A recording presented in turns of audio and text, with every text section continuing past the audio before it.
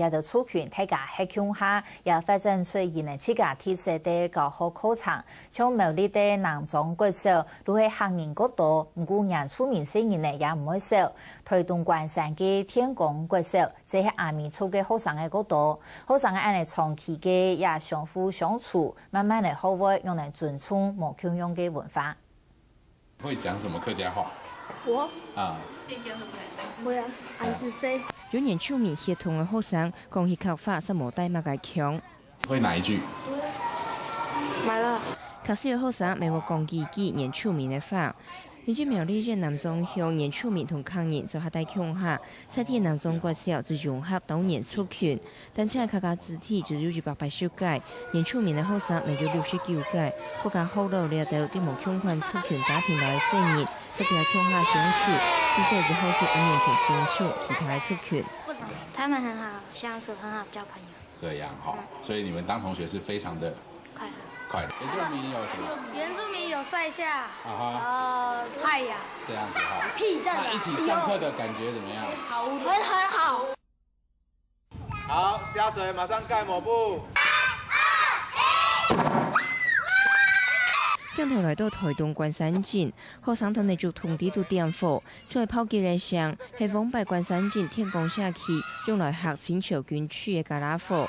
台東啲嘅天公國小是同樣學阿美族嘅傳統技藝，國家傳統族戲音樂、索編同曲本音譜，設計做特色課程。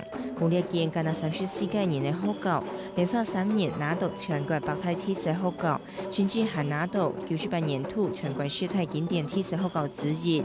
比較快樂，因為可以出去玩，讓更多人知道我們阿美族的傳統樂器，也比其他的樂器還要好玩，可以讓自己的才藝變得更多。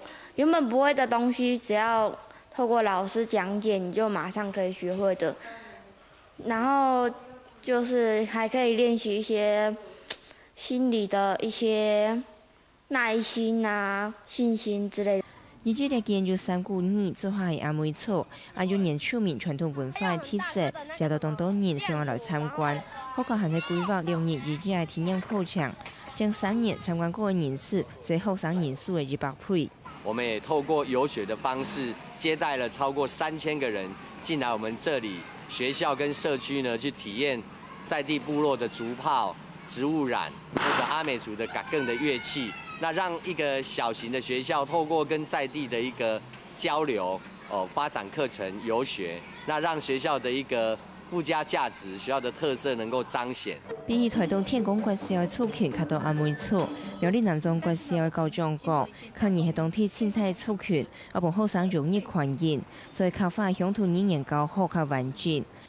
不過，原住民鄉土語言嘅師資較難請，國家教育原住民族學生，包含大亞、西夏族列島族群較難區分，到安排鄉土文化課程嘅時特別困難。當上客家語的時候，有另外一個外語老師來，就是泰雅的老師來搭配，可能是另外開課，這時間上是比較難安排的。我們也一直想把它盡量排在一起，但是有實質上的困難，在老師的取得方面，跟學生的時間安排上，都是一種非常高難度的一種。不過原住民族人數較多嘅台東天公國小，也抗議佔多數嘅苗栗南莊國小，到教員地度抓細看得到學生教鄉下無分任何嘅族群，每部學生同生活地度嘅接觸，了解咪尊重，睇設計文化背景。香港新聞綜合報道。